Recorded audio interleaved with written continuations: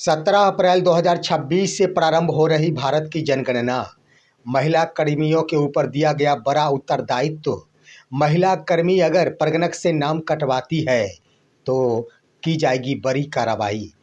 दोस्तों नमस्कार, मैं हूं आपका दोस्त इसके चौधरी। दो अहम खबर के साथ आपके बीच में हाजिर हूं। दोस्तों, सबसे बड़ी खबर बता दूं कि शिक्षकों को लग रहा होगा कि आखिर 2 मई 2026 से भारत की जनगणना प्रारंभ हो रही है।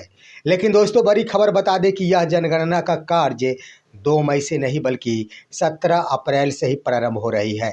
इससे संबंधित एक पत्र जारी कर दिया गया है सीके अनिल के द्वारा, जिन्हें नोडल पदाधिकारी जनगणना 2027 का बनाया गया। लेकिन इसी बीच दोस्तों, महिला कर्मियों के ऊपर जनगणना कार्य का एक बड़ा उत्तरदायित्व सौंप दिया गया है। इससे संबंधित भी पत्र जारी कर दिया गया है। आइए दोनों पत्रों के ऊपर आज के इस वीडियो में हम आपको विस्तार पूर्वक बताते हैं। सबसे पहली बात दोस्तों कि जनगणना कार्य की शुरुआत कब से हो रही। वैसे शिक्षक जो प्रगणक के रूप में लगाए गए हैं या फिर पर्यवेक्षक के रूप में लगाए गए हैं, उन सभी को लग रहा होगा कि 2 मई 2026 से तमाम प्रगणक एवं पर्यवेक्षक अपने अपने उत्तरदायित्व का निर्वहन करना प्रारंभ करेंगे। यानी शिक्षकों को लग रहा है कि 2 मई से जनगणना प्रारंभ होने जा रही है। लेकिन दोस्तों, एक पत्र जारी किया गया है, वो पत्र भी आपके स्क्रीन पर सीके अनिल के द्वारा यह पत्र जारी किया गया है, जिन्हें जनगणना का नोडल पदाधिकारी बनाया गया है। दरअसल दोस्तों, इन्होंने स्पष्ट रूप से इस पत्र में इस बात का उल्लेख कर दिया है कि जनगणना का कार्य 17 अप्रैल 2026 से शुरू हो रही। यानी 17 अप्रैल से ही यह जनगणना का कार्य प्रारंभ हो जाएगा। दोस्तों, अब आपको लग रहा होगा कि शिक्षकों के ऊपर यह दायित्व दिया गया कि आप सभी अपना अपना क्षेत्र में 2 मई से जाना प्रारंभ करेंगे, तो फिर यह जनगणना का कार्य 17 अप्रैल से किस आधार पर शुरू की जा रही है। दरअसल दोस्तों, यही तो है स्वगणना। यानी प्रथम फेज के अंतर्गत तमाम देश के वासियों को, खासतौर पर बिहार के वासी, जब अगर हम और आप बिहार के रहने वाले हैं तो बिहार के वासी होने के नाते बिहार की बातें करना उचित बनता है। तो यहाँ पर बिहार के वासियों के लिए स्वगणना का कार्य ऑनलाइन माध्यम से निर्धारित किया गया है 17 अप्रैल 2026 से। यानी जितने भी बिहार की जनता है वो सभी ऑनलाइन माध्यम से सेंसस पर जाकर ऑनलाइन मोड में वो अपना अपना तमाम जिक्र भरेंगे जो भी उनसे डिमांडें की गई है। 33 कॉलम का वो सवाल होगा जिसका जवाब देना होगा ऑनलाइन। और 17 अप्रैल से लेकर 17 अप्रैल से लेकर दोस्तों यह शुरू हो रही है और यह 30 अप्रैल तक चलेंगे। यानी हर हाल में 30 अप्रैल तक शिक्षक ये पूरा कार्य कर लेंगे। उसके बाद क्या होगा दोस्तों, शिक्षक नहीं दोस्तों, तमाम बिहार राज्य हो या फिर देश के वासी है, वो तमाम के तमाम ऑनलाइन माध्यम से स्वगणना कर लेंगे। उसके बाद जिस कार्य के लिए प्रगणकों की नियुक्ति की गई है, उन तमाम प्रगणकों का कार्य होगा कि घर घर जाकर जो भी सूचनाएं प्रदान की गई है उसका मिलान करना। और जिन्होंने ऑनलाइन माध्यम से आखिर अपनी स्वगणना नहीं कराई है, उनका उसी वक्त प्रगणक के द्वारा स्वगणना कर देना, यही तो आखिर जिक्र किया गया है। दोस्तों, जारी किया गया है इस पत्र में इस बात का भी उल्लेख कर दिया गया है कि जितने भी कर्मी हैं, खासतौर पर जनगणना कार्य में लगाए गए या फिर अन्य सरकारी कर्मी, उन सभी के ऊपर यह दायित्व बनता है कि ऑनलाइन माध्यम से ही अपना अपना स्वगणना जरूर करा ले और इसका प्रचार प्रसार किया जाए और अपने अपने पड़ोसियों को भी इस बात के लिए प्रेरित किया जाए कि आप सभी ऑनलाइन माध्यम से ही अपना अपना जनगणना करा ले।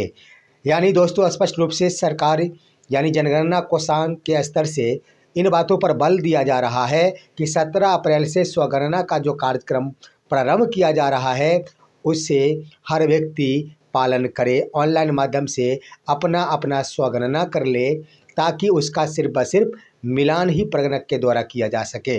और जिन्होंने नहीं कर पाई स्वगणना ऑनलाइन माध्यम से, उसे प्रगणक घर घर जाकर स्वगणना कर देंगे।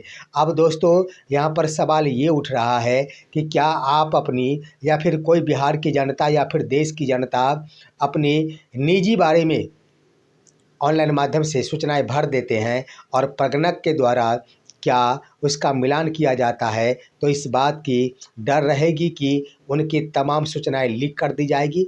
इसी बात का उल्लेख और जिक्र किया गया है इस पत्र में दोस्तों।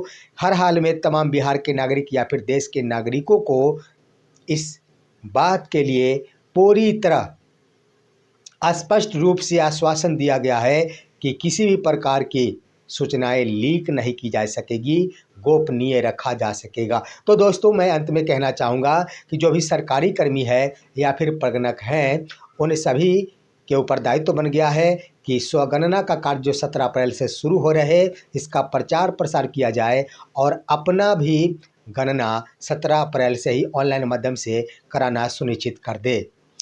अब आइए दोस्तों एक बड़ी खबर से आपको रूबरू कराता हूं कि आखिर जनगणना कार्य में लगाए गए प्रगणक होते हैं, जिसमें 2 प्रगणक हैं। एक तो महिला प्रगणक भी हो सकती और दूसरा पुरुष प्रगणक हो सकते, लेकिन इन दोनों के लिए 2 नाम दिए गए हैं। आपको मैं बता देना चाहूँगा, जो पुरुष प्रगणक होंगे उनका नाम विकास रख दिया गया है। जनगणना कोषांग के स्तर से देश भर के लिए यह लागू होगा कि उनका नाम विकास रख दिया गया और जो महिला प्रगणक होगी उनका नाम प्रगति रख दिया गया है। यानी दोनों को अलग अलग नामों से पुकारा जाएगा। दोनों का अपना अपना दायित्व भी निर्वहन करने हेतु प्रेरित किया गया है और दायित्व का भी निर्धारण कर दिया गया है। इस आधार पर दोस्तों एक और भी पत्र जारी किया गया है। वह पत्र भी आपके स्क्रीन पर डॉक्टर C.K. अनिल के द्वारा जारी किया गया यह पत्र। आखिर यह पत्र क्या कुछ कहता है, आइए आज के इस वीडियो में हम आपको बताते हैं। दरअसल दोस्तों यह पत्र काफ़ी अहम है, खास तौर पर प्रगति यानी महिला प्रगणकों के लिए। स्पष्ट रूप से इस पत्र में उल्लेख कर दिया गया है कि जनगणना एक महत्वपूर्ण कार्य है जिसमें पुरुष प्रगणक की भागीदारी अहम तो होती ही है, लेकिन महिला प्रगणकों की भागीदारी और भी अहम हो जाती है। और इसका मुख्य कारण ये बताया गया है कि वैसे भी ढेर सारे गांव हैं जिनके परिवार के पुरुष जो श्रमिक होते हैं वो प्रवासी होते हैं और उन परिवारों का दायित्व महिला मालकिन के ऊपर ही होता है।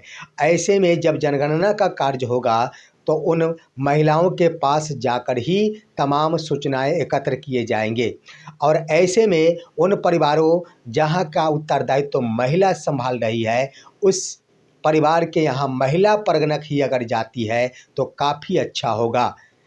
और इसलिए निर्देश दिया गया है कि महिला प्रगणक ही तमाम उन परिवार में जाए जहाँ के श्रमिक आखिर प्रवासी होते हैं, पुरुष प्रवासी होते हैं और परिवार का उत्तरदायित्व तो महिला संभाल रही होती है।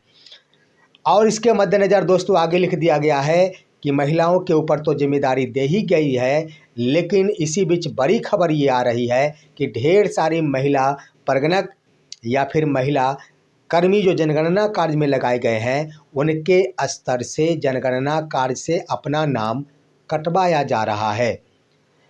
यानी नियंत्रणीय पदाधिकारी से मिलकर उनके सामने कुछ छुट्टी या फिर कोई गलत कारण बताकर अपना नाम जनगणना कार्य से हटवाया जा रहा है। इसलिए सख्त निर्देश दे दिया गया है कि इस कार्य में अगर संलिप्तता किसी भी महिला कर्मी की पाई जाती है तो उन पर कठोर से कठोर कार्य किए जाएंगे, कार्रवाई किए जाएंगे। और साथ ही साथ कहा गया है कि आप सभी महिला कर्मी अपने उत्तरदायित्व का निर्वहन करें। जनगणना जैसे महत्वपूर्ण कार्य में आप अपनी पूर्ण सहभागिता निभाएं और घर घर जाकर खास तौर पर महिलाओं से मिलकर तमाम सूचनाएं एकत्रित करने में अपनी पूर्ण भूमिका निभाएं। तो दोस्तों इस तरह से 2 अहम पत्र जारी कर दिया गया है।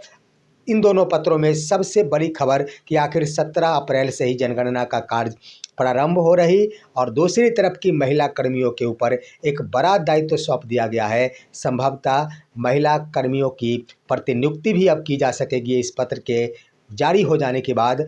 और अब तो किसी भी सूरत में महिला कर्मी जो जनगणना कार्य में लगे हुए हैं उन्हें अब इस कार्य से विमुक्त होना मुश्किल लग रहा है। फिलहाल आज की खबर यहीं तक। आप सभी हमारे इस वीडियो को लाइक कीजिए, अन्य दोस्तों के पास शेयर कीजिए और अब दीजिए अपने दोस्त को इजाज़त। नमस्कार।